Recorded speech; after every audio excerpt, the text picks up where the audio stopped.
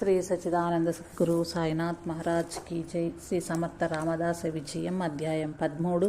శ్రీరామ జయ రామ జయ జయ రామ. పంచవటి నుంచి గోదావరి తటయాత్ర. శ్రీ నిత్యానందులు ఇట్లు చెప్పసాగిరి. విద్యాసాగర, శ్రీ స్వామి సమర్థుల వారు తీర్థయాత్రలు ముగించి శ్రీరామచంద్రుని పాదార విందాలకు తన యాత్రా ఫలమంతయు ధారపోసి గోదావరి ప్రదక్షిణ చేయాలని సంకల్పించుకుని బయలుదేరి గోదావరి తీరంలోనున్న ప్రసిద్ధ తీర్థక్షేత్రమైన ప్రతిష్టానపురం పైఠాన్కు చేరినారు. అచ్చటయ్యే శ్రీ ఏకనాథ్ మహారాజు వారి సమాధిని దర్శించాలని నిర్ణయించుకున్నారు. పైఠాన్లో శ్రీ సమర్థుల లీల. శ్రీ సమర్థుల వారు యాత్రా సమయంలో విచిత్రమైన వేషధారణలో ఉండేవారు. వారి అభిప్రాయం ఏమంటే, వేషం పిచ్చివన్లా ఉండాలి, అంతరంగం నానా కళలతో నిండి ఉండాలి. అందులకై వారు కాళ్లకు పాదుకలు, చేతిలో జపమాల, చంకలో దండము, మరొక చేత కమండలము ధరించి పొడుగైన కాషాయ రంగు చొక్కా వేసుకుని భుజమునకు జోలి తగిలించుకుని నుదుట నామాన్ని ధరించేవారు. బారైన గడ్డము, తలపైన శిఖ కట్టుకుని ఉండేవారు. వింత ఏమి అంటే, శ్రీరాముల వారిచ్చిన పంగల కర్ర మెడలో తగిలించుకుని తిరిగేవారు. అలా సమర్థుల వారు పైఠాన్ నగరం చేరి గోదావరి తీరానికొచ్చారు. పైఠాన్ నగరం బ్రాహ్మణులకు, వేద పండితులకు నిలయమని పేరుగాంచినది. ఒకప్పుడు గొప్ప బ్రాహ్మణ పరిషత్ నడపబడేది. ప్రతి గృహమునందు కూడా వేదములు అభ్యసించే విద్యార్థులు దూర ప్రాంతముల నుంచి వచ్చి ఇక్కడనే ఉండేవారు. ఈ నగరంలో వేదం అభ్యసించిన విద్యార్థులకు గొప్ప పేరు వచ్చేది. ఆ ప్రాంతమంతా విద్యార్థుల వేదఘోషతో మారుమ్రోగుచుండేది. కాలక్రమంలో కొంతమందిలో వేదం పట్ల ఆసక్తి తగ్గిన చాలామంది పండితులే ఉండేవారు. వారు పూర్వం ఏకనాథ్ మహారాజు వారిని అనాచారి అని ఏడిపించాలని ప్రయత్నించినారు. ఒకప్పుడు జ్ఞానేశ్వర మహారాజు వారిని ఆట పట్టించాలని చూచి ఓడిపోయినారు. ఆయన ఈ నగరంలోనే కదా గేదెతో వేదం పలికించి వారి ఆటలు కట్టించినారు. ఆ నగరంలో మహాత్ములు ఉన్నట్లే ఆకతాయిలు కూడా ఉన్నారు. వారు శ్రీ సమర్థులను చూడగానే ఆట పట్టించాలనుకున్నారు. స్వామి, ఎవరు మీరు? ఈ వేషం ఏమిటి? ఏ సాంప్రదాయం? అంటూ ప్రశ్నల వర్షాన్ని కురిపించినారు. దానికి సమర్థులు, మేము రామోపాసకులము, బ్రాహ్మణులము అని గంభీరంగా సమాధానం చెప్పారు. ఆ స్వరంలోని గంభీరమైన ధ్వని, స్వచ్ఛమైన పలుకులు విని కొందరు దూరంగా వెనుకకు జరిగినారు. కొందరు కొంటవాళ్లు మాత్రం, స్వామి అని మెడలోని గుళేళిని లాగుచూ, రామోపాసకులకు మెడలో గుళేళి ఎందుకు అంటూ ప్రశ్నించారు. అంటే పంగలకర్ర.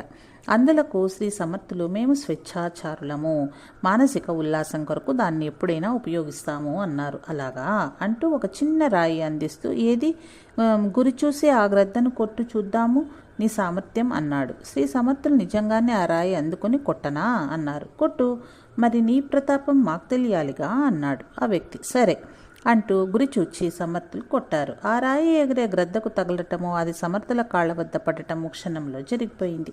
ఆ తంతు చూస్తున్న బ్రాహ్మణులంతా అవాక్కైపోయినారు. అందులో కొందరు పెద్దలు ముందుకు వచ్చి, నీవు మహాపాపం చేశావు అన్నారు. మీరేగా ప్రేరేపించి కొట్టమన్నది అన్నారు సమర్థులు. పాపం కొట్టమన్న వారికే గాని పాపము కొట్టమన్న వారికే గాని నాకెందుకు వస్తుంది? నేను బుద్ధిపూర్వకంగా కొట్టలేదు కదా, పాపంతో నాకేమి సంబంధము అన్నారు. వాళ్ళందరూ ఆ ప్రేరణ చేసిన వ్యక్తిని వెనక వేసుకుని, వాడు కొట్టమంటే కొట్టాలా, పాపం నీకే వస్తుంది అన్నారు. శ్రీ సమర్థులు, సరే పాపం నాకే వస్తుంది అనుకుందాం, దానికి మీరంతా శాస్త్రజ్ఞాన సంపన్నులు కదా, ప్రాయశ్చిత్తం చేసుకుంటాను, చెప్పండి ఏం చేయమంటారు అన్నారు సమర్థులు. బ్రాహ్మణులంతా చర్చలోకి దిగారు. ఇతనితో ఏం చేయిస్తే బాగుంటుంది, మనకు గొప్ప పేరు వస్తుంది కదా అంటూ ఆలోచించసాగినారు. ఒక ఆయన ఇలా అన్నారు, క్షౌరం చేయించుకుని స్నానం చేసి ఉపవాసం ఉండాలి అన్నాడు. మరొక ఆయన, అదేం సరిపోతుంది, ఒక ప్రాణం తీయడం అంటే ఏమనుకుంటున్నావు, అదే ఒక జీవిని హత్య చేసినట్లే కదా, పంచమహాపాతకాలలో హత్య ఒకటై ఉండగా సాధారణ ప్రాయశ్చిత్తాలు ఎందుకు పనికొస్తాయి అన్నాడు. మరొక ఆయన, అవును నిజమే, హత్య చేసిన వానికి శిక్ష పడుతుంది, కానీ ప్రాయశ్చిత్తం ఎలా పనికొస్తుంది అని కొట్టిపడేశాడు. ఏది ఏమైనా సరే ఇతనికి మనం ఘనమైన శిక్ష వేయాలి అన్నాడు మరొక ఆయన. మొదట బ్రాహ్మణుడు, ఇది పక్షి కాబట్టి హత్య అని అనే వీలు లేదని శాస్త్రం చెప్తుండగా మనం శిక్ష వేయాలంటే ఎలా కుదురుతుందన్నాడు.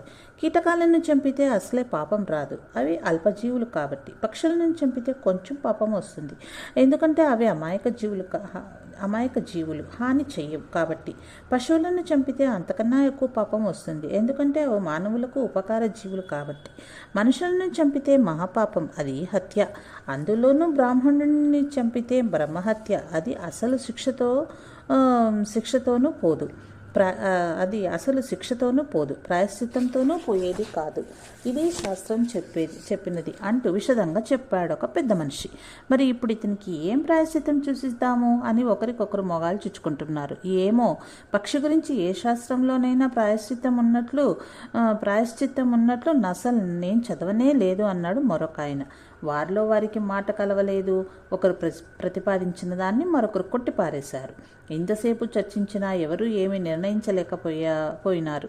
ఏం చెప్తారో త్వరగా తేల్చి ఏదో ఒకటి చెప్పండి, లేదంటే నాకు వేరే దర్శించవలసిన ప్రదేశాలున్నాయి, పోవాలి అంటూ సమర్థులు వారిని తొందరపరిచారు. కానీ వారికేమీ తోచక ఇప్పటికిప్పుడు చెప్పమంటే ఎలాగా, శాస్త్రాలన్నీ తిరిగేయాలి, 1-2 చదవాలి, చెప్పాలి, నీవు తొందరపడితే అయ్యేది కాదయ్యా అంటూ తప్పుకొచ్చుచ్చారు. శ్రీ సమర్థులు, ఇంతేనా మీ శాస్త్ర పరిజ్ఞానం? సరేలే, మీ జ్ఞానం ఏదో మీ వద్దనే ఉంచుకోండి, నా దారిని నేను పోతాను అన్నారు. ఆగాగు, ఎక్కడికి పోతావు? మా పైఠాన్లో చాలా కట్టుదిట్టలున్నాయి. నీవు ఇలా పాపం చేశావని చెప్పామనుకో, నీకు ఎవరు భిక్ష పెట్టరు తెలుసా అంటూ వారంతా హెచ్చరించినారు. శ్రీ సమర్థులు, అరే, ఇప్పుడు పెద్ద చిక్కే తెచ్చిపెట్టారు. ఓ శాస్త్రులారా, ఇప్పుడు నన్నేం చేయమంటారు? మీరు మీ ఊరు విడిచి వేరే ఊరికి పొమ్మంటారా? ఏం మర్యాదస్తులు మీరంతా, ఏమి వేదశాస్త్ర పండితులయ్యా అని చచ్చిపడి ఉన్న గ్రద్దను చేతిలోకి తీసుకుని, ఓ పక్షిరాజా, నీ దారిని నువ్వు ఎగిరిపో అన్నారు. అంతే, అందరూ చూస్తుండగానే ఆ పక్షి టపటపా రెక్కలు బెదిరించుకొని ఎగిరిపోయింది. ఆ దృశ్యం చూసిన బ్రాహ్మణులందరూ, స్వామి, తమరు సామాన్యులు కారు. ఈ విధంగా చనిపోయిన జీవిని బ్రతికించారంటే మీరు ఘటన సమర్థులే. అటువంటి మీకు మేము ప్రాయశ్చిత్తమని అదని ఇదని చాలా వేధించాము. పురుషులలో పుణ్యపురుషులు వేరు అన్నట్లుగా మా పూర్వజన్మల పుణ్యఫలం వలన మీ వంటి సమర్థుల దర్శన భాగ్యం కలిగింది. మమ్మల్ని క్షమించామంటే కానీ మీ పాదాలు వదలమని గట్టిగా పట్టుకున్నారు. శ్రీ సమర్థులు, అయ్యలారా, క్షమించాను లేవండి. బ్రాహ్మణులు కదా మీరంతా, వేదశాస్త్రములు నేర్చిన వారు.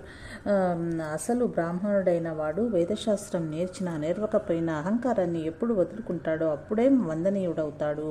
అంతేకాని ఏమాత్రం అహంకరించినా భంగపాటు తప్పదు. పెద్దలు గాని పిన్నలు గాని నిరహంకారులుగా ఉండటం అలవర్చుకోండి. అతిథులను గౌరవించటం బ్రాహ్మణునికి ఉండవలసిన సలక్షణం. అతిథి ఎటువంటి వాడైనా ఆదరించడం గృహస్థ ధర్మం అంటూ వారికి హితబోధ చేశారు. తదుపరి వారందరూ స్వామివారి సన్నిధిలో తప్పొప్పుకొని మంచి మార్గంలో నడుస్తామని మాట ఇచ్చారు. శ్రీ సమర్థులు గోదావరిలో స్నానమాచరించి ఏక్నాథ్ మహారాజ్ వారి సమాధిని దర్శించుకున్నారు. జన్మస్థలమునకు పునరాగమనము. ఆ మహాత్ముని స్మరించుకొనుచు సమాధిని దర్శించే సమయంలో ఆనాడు సభలో తండ్రి గారు చెప్పిన ఏక్నాథ్ గారి చరిత్ర ఎంతయో మనసులో మెరిసింది. వెంటనే తన గ్రామము, తల్లి, అన్నగారు అంతా గుర్తొచ్చినారు. నుంచి బయలుదేరి తన స్వగ్రామమైన జాంబా గ్రామం వైపు ప్రయాణించి జాంబా గ్రామం చేరుకున్నారు. ముందుగా పురాతన హనుమద ఆలయానికి పోయి హనుమంతుల వారికి నమస్కరించి స్వగృహం ముందు వీధి వాకిట్లో నిలిచి జయ జయ రఘువీర సమర్థ భవతి భిక్షాందేహి మాత అని గర్జించి నామం పలికారు. లోపల నుంచి రేణుబాయి కోడలితో, అమ్మాయి, ఎవరో భిక్షకుడొచ్చాడు, కాస్త భిక్ష వెయ్యమ్మా అన్న మాటలు సమర్థులకు వినపడ్డాయి.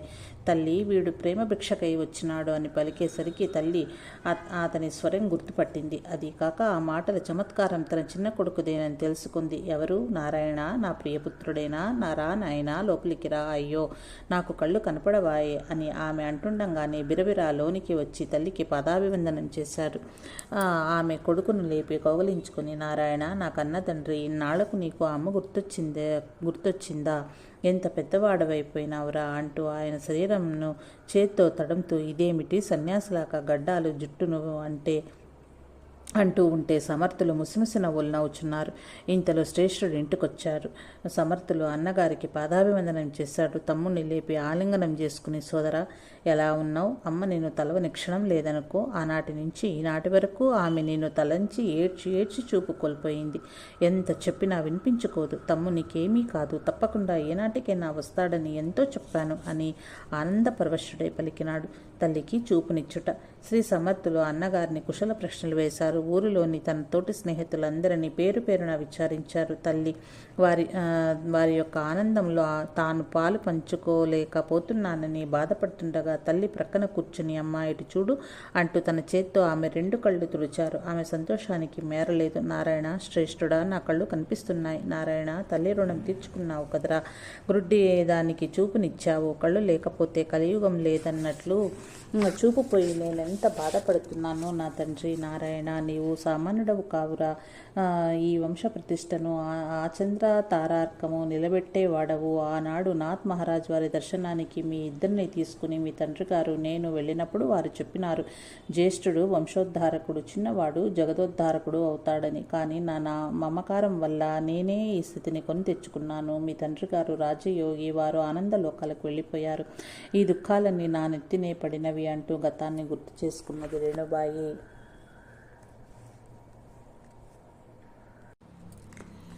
అమ్మా, ఎప్పుడు ఇంతేనయ్యా.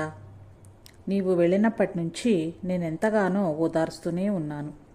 ఎంత చెప్పినా ఏమి చెప్పినా ఆమె దుఃఖం ఆమెదే అన్నాడు శ్రేష్ఠుడు. తల్లి అంతలో, ఇంకెందుకు నాయనా దుఃఖం, నారాయణ కోసమే కానీ నేర్చింది. తను వచ్చేశాడు, నా కళ్ళకు చూపును ఇచ్చాడు.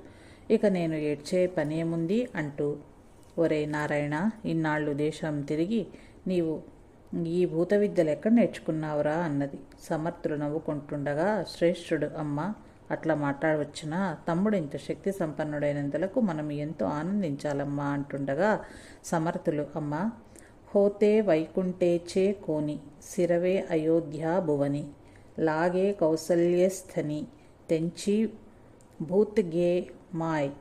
వైకుంఠంను వదిలి అయోధ్యలో పుట్టి కౌసల్యామాత స్తన్యపానము చేసిన భూతము, కుసుమ కోమలంగా పెరిగి భయంకర తాటకను చుతించిన భూతము, కౌశికాయాక సంరక్షణ చేసి పాతధూళితో శిలను శ్రీగా మార్చిన భూతము, జనకుని సభలో శివధనుర్భంగ మనర్చి వైదేహిని చేపట్టిన భూతము, సహస్ర బాహువుల కార్త్య వీరుని నిర్చించిన పరశురాముని విల్లందుకున్న భూతము, కైకేయి మాతకిచ్చిన పితృవాక్య పరిపాలన కొరకు కానలకేగిన భూతము.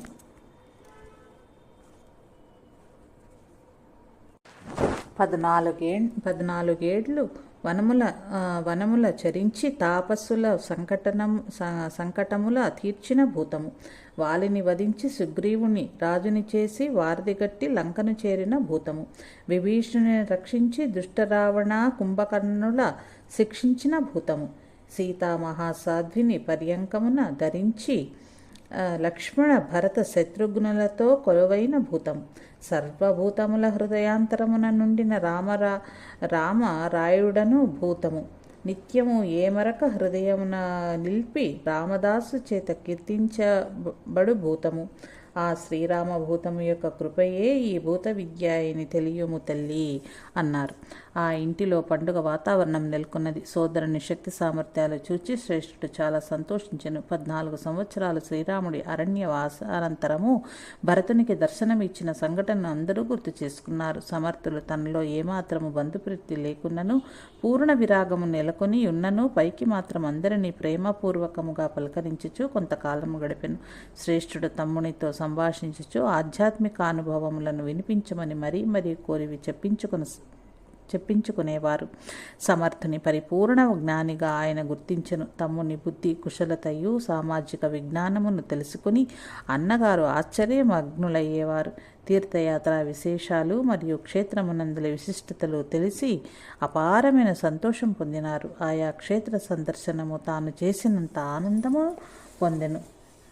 సమర్థులు కొంతకాలమైన తరువాత ఇక ఎక్కువ రోజులు గృహం నందు ఉండరాదని నిశ్చయించుకున్న తల్లి వద్దకు పోయి, అమ్మ నాకు దేశ సంచారం చేయమని శ్రీరాముని ఆజ్ఞ అయినది. ఇక నేను పోవలసి ఉన్నది, నాకు అనుమతి నిమ్మని కోరను. ఆ తల్లి రేణుబాయి, ఏమి నాయనా, మరి కొన్ని రోజులైనా ఉండవచ్చు కదా, అప్పుడే పోవలేనా అన్నది. అవును, రామాజ్ఞ శిరోధార్యం కదమ్మా అనగా ఆమె విచారగ్రస్తురాలయ్యను.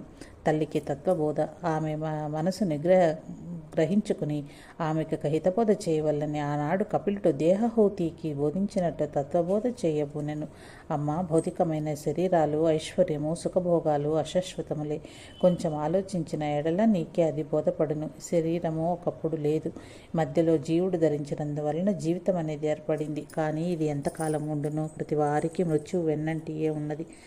వయస్సుతో నిమిత్తం లేకుండా ఆయువు తీరిపోగానే జీవుడు ఈ శరీరంను వదలక తప్పదు. అజ్ఞానము చేత మమకారం పెంచుకున్నట్టు దుఃఖ సముద్రంలో మునుగుట జరుగుచున్నది. తల్లి, తత్వము తెలుసుకున్నటకై ప్రయత్నించు. అది ఏ సాధన అంటారు. మానవునికి ఆయుర్దాయం 100 ఏళ్ళు అనుకున్నప్పటికీ సగం కాలం రాత్రి నిద్రలో గడిచిపోను. మిగిలిన సగములో కొంతకాలము బాల్యము, యవ్వనము దశలలో అనేక బాధ్యతల మధ్య గడిచిపోవును. వాగ్దాక్యం పైబడిన తదుపరి శరీరము సాధనకు అనుకూలించదు. మరి మానవుడు మరణం లేకుండా మోక్షం పొందాలని అంటే సాధనకు సమయం ఎక్కడున్నది? కావున ఈ విషయం ఎప్పుడు తెలిసిందో అప్పటి నుంచి సాధన ప్రారంభం చేయవలసి ఉంది. తల్లి, నీకు ఒకనాడు సూర్య భగవానుని దర్శనం లభించింది. దాని ప్రభావం నీలో లేదా? ఉంది. కానీ నేను నీ కొడుకునన్న మమకారం నేను ఒక దుఃఖపెట్టింది. రుణానుబంధ రూపేణ పశుపత్ని సుధాలయం అన్నట్లుగా ఈ జీవులు జన్ములు అన్నీ రుణానుబంధములేనమ్మా. ఆ రుణం తీరిపోగానే ఏ జీవునికి ఆ జీవుడే కానీ ఏ బాంధవ్యమూ ఉండదు.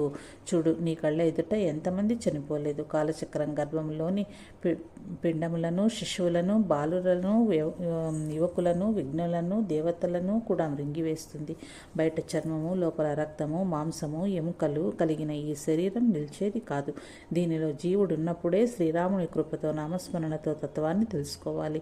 ఉత్తమోత్తమైన మానవ జన్మ ఎత్తి కూడా సాధనతో దుఃఖాన్ని అధిగమించకపోతే వాడు జంతు సమానుడమ్మా. కదలకుండా ఉన్న పర్వతంపై నుంచి నది జాలు వారునట్లు అచలం పైన పరబ్రహ్మము నుండి మాయ పుట్టినది. నది వేగముగా ప్రవహించుచున్నట్లే మాయా ప్రవాహము అంతకన్నా వేగంగా అఖండంగా అందరినీ క్రమివేస్తున్నది.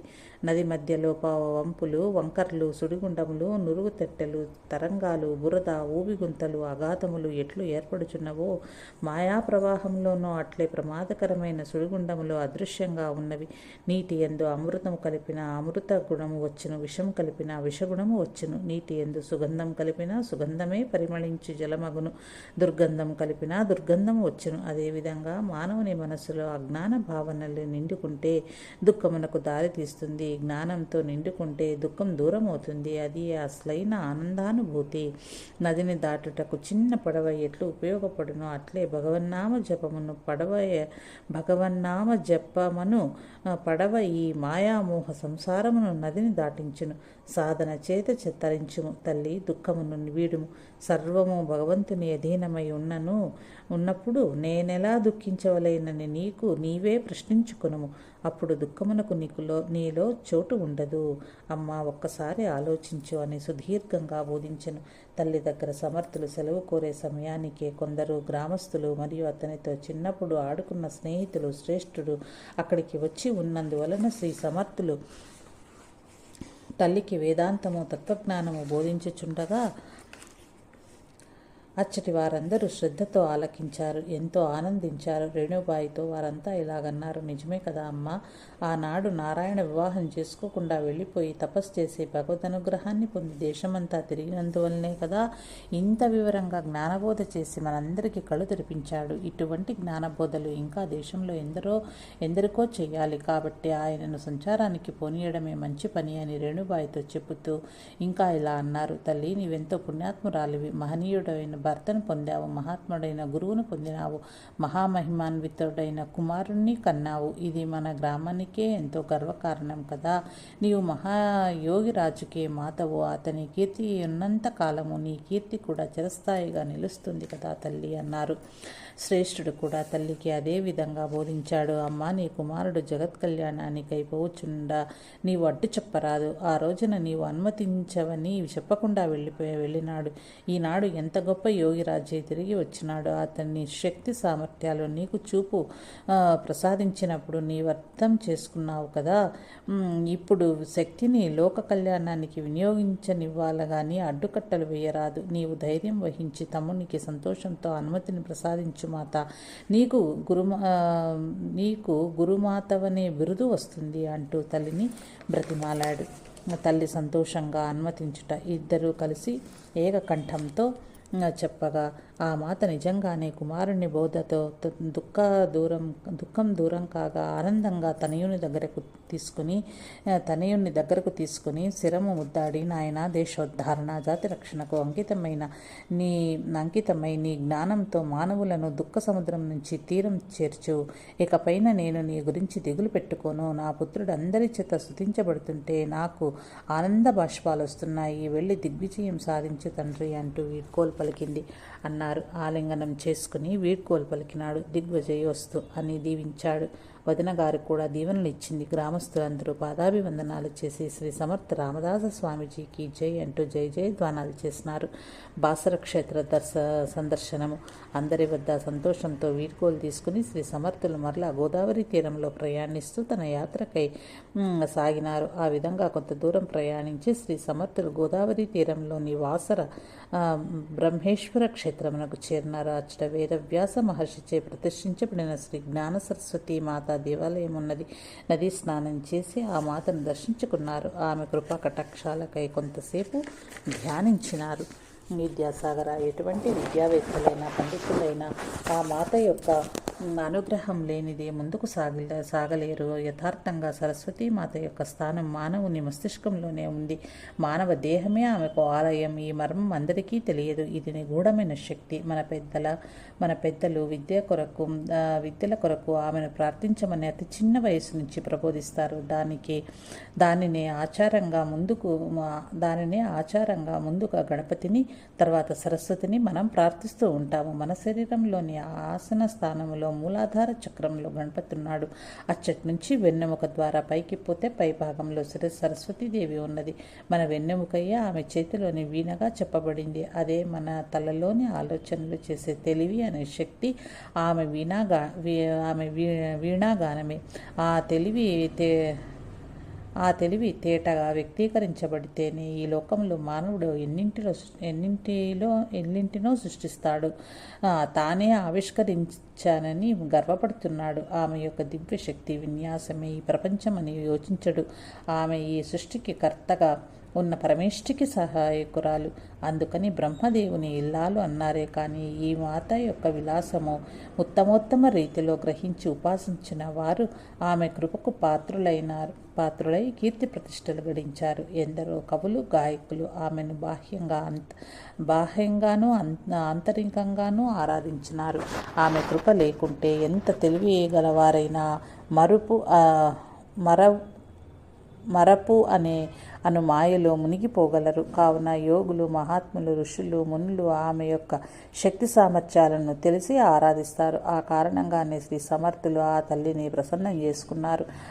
తను తలపెట్టిన లోకహిత కార్యానికి సహకరించమని ఇలా ప్రార్థించినారు. శ్రీ సమర్థులు బాసర జ్ఞాన సరస్వతీ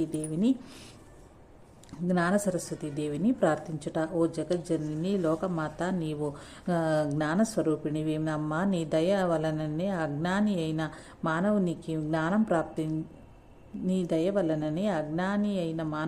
జ్ఞానం ప్రాప్తించును.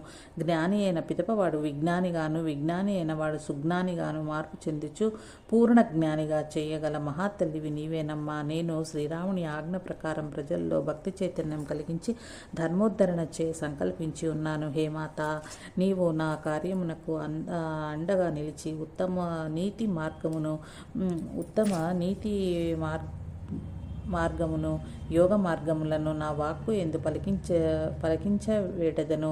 సకల యోగ విద్యా రహస్యములకు ఉనికి నీవై ఉన్నావు. మానవ మస్తిష్కమునందు నెలకొని ఉండి వారికి తెలివిని తేటను ప్రసాదించినది నీవే తల్లి. కావున నా ప్రబోధములను ఆలకించి ప్రజలు జ్ఞానులుగాను, విజ్ఞానులుగాను, సుజ్ఞానులుగాను అగునట్లు అనుగ్రహించుము. ఈ దయ లేకున్నా ప్రజలు మూర్ఖులు కాగలరు, పశుప్రాయులు కాగలరు. నా ప్రార్థన ఆలకించి తల్లి భారత పౌరులందరినీ ప్రజ్ఞావంతులను నర్చుము.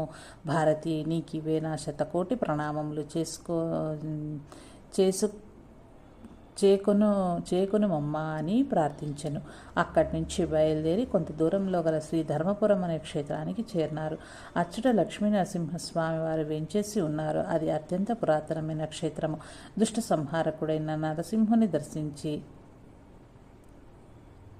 ప్రార్థించినారు. శ్రీ సమర్థుల ముందున్న కార్యము కూడా దుష్ట సంహారమే కదా. దుష్ట సంహారం అంటే అందరినీ చంపటమని మనం అర్థం చేసుకోకూడదు. దుష్టత్వాన్ని, దుష్ట గుణాలను రూపుమాపటం ద్వారా ధర్మం నిలుస్తుంది. అందువలన మానవులోని దుష్ట గుణాలను, అవగుణాలను మార్చగలిగితే వాటికి అక్కడ స్థానం ఉండదు. అందువలన సద్గుణాలు పెంపొందించే అవకాశం కలుగుతుంది. ఎలా పంట పొలంలో రైతులు కల్ప మొక్కలను ఏరవేసి పంట మొక్కలను చక్కగా పెంచుకుంటాడో, మహాత్ములు కూడా ఆశ్రయించిన వారిలోని దుర్గుణాలను దూరం చేసి సద్గుణ సంపదను పెంచి తద్వారా మరల లోక కళ్యాణం చేయిస్తారు. శ్రీ స్వామి కార్యోన్ముఖులయ్యే ముందు కార్యసాధనకై శ్రీ లక్ష్మీ నరసింహస్వామి వారి కృపను కూడా పొందినారు అని ఈ క్షేత్ర దర్శనం ద్వారా వ్యక్తమవుతున్నది. శ్రీ సమర్థులు అట నుంచి శివక్షేత్రమైన శ్రీ కాళేశ్వరంను దర్శించుకున్నారు. ఆ చెట్టు నుంచి శ్రీ కాళేశ్వర స్వామి వారి అనుగ్రహానికి ప్రార్థించినారు. తదుపరి సుదీర్ఘ ప్రయాణం చేసి గోష్పాద తీర్థం నందు స్నానం ఆచరించినారు. తదుపరి గోదావరి సముద్రం నందు కలియు ప్రదేశం వరకు వెళ్ళినారు. అక్కడ గోదావరి 7 పాయలుగా చీలి సముద్రంలో 7 చోట్ల కలుస్తుంది. వాటికి సప్త గోదావరి అని పేరు.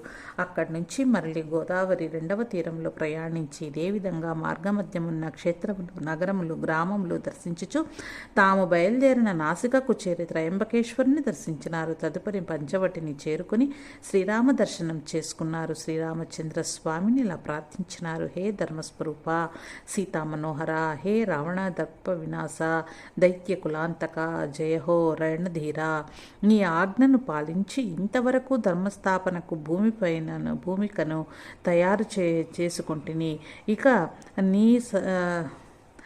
నీ సహాయము శ్రీ హనుమంతుని సహాయముతో ముందు చెయ్యవో కార్యములను నిర్వహించదను. ఇప్పుడు చేసిన తీర్థయాత్ర ఫలమును ఇదే నీ పాదార విందములకు కూడా సమర్పించుచున్నాను. నీ అనుగ్రహ లేశము నన్ను నడిపించును కాక అని ప్రార్థించెను. అట నుంచి కదిలి తమ తపోస్థానమైన టాకలి గ్రామానికి చేరుకున్నారు. కుమారా, విన్నావు కదా, ఈ శ్రీ సమర్థులు ఎంత సమర్థవంతంగా తమ దివ్య ప్రణాళికను నిర్ధారించుకున్నారు. వారు ఏ విషయంలోనూ తొందరపడరు. ముందాలోచనతో లోతుగా ప్రజల మానసిక స్థితిని గమనించేవారు. వారిని ఆశ్రయించిన వారును, నిరసించిన వారును కూడా తరించమనటలో సందేహం లేదు. అగ్నిని తెలిసి ముట్టుకున్నా, తెలియక ముట్టుకున్నా కాలుతుంది కదా. ఆ అగ్ని లాంటి వారే మహాత్ములు కూడా, అనగా జ్ఞానాగ్ని స్వరూపులు. కావున వారిని హేళన చేయవచ్చిన వారికి కూడా గుణపాఠము చేర్పి ప్రాదాక్రాంతులు చేసుకున్నారు. పైఠాన్లో ఇది వారి బుద్ధి చాతుర్యమునకు తార్కాణము. ఇక ముందు వారి ధర్మస్థాపనము ప్రణాళికలలో వారి శక్తియుక్తులను ఉధృతంగా ప్రసారం చేస్తూ ప్రబోధాలను ప్రారంభిస్తారు. వారు తమ దృష్టితోనే అనేక మందిని ఆకర్షించగలరు. వారి ఆకారము సంపూర్ణ యోగ వికాసమును అందించి దేదీప్యమాన తేజస్సుతో కూడిన వారి ముఖ వర్చస్సును దర్శించవలననే గాని వర్ణింపనలవి కాదు, కాలాతీతమైనది. తర్వాతి లీలలను రేపు చెప్పుకుందామని శ్రీ నిత్యానందుల వారు పలికినారు. జై జై రఘువీర సమర్థ, శ్రీరామ జై రామ, జై జై రామ. ఇది విద్యాసాగర శ్రీ నిత్యానంద యోగి సంవాద రూపమున శ్రీ దత్తాత్రేయ సంప్రదాయ శిష్య పరంపరలోని శ్రీ శ్రీ స్వామి విఠలానంద సరస్వతి మహారాజ్ విరచిత శ్రీ సమర్థ రామదాస విజయంలోని 13వ అధ్యాయం సంపూర్ణం. ఓం శాంతి శాంతి శాంతి.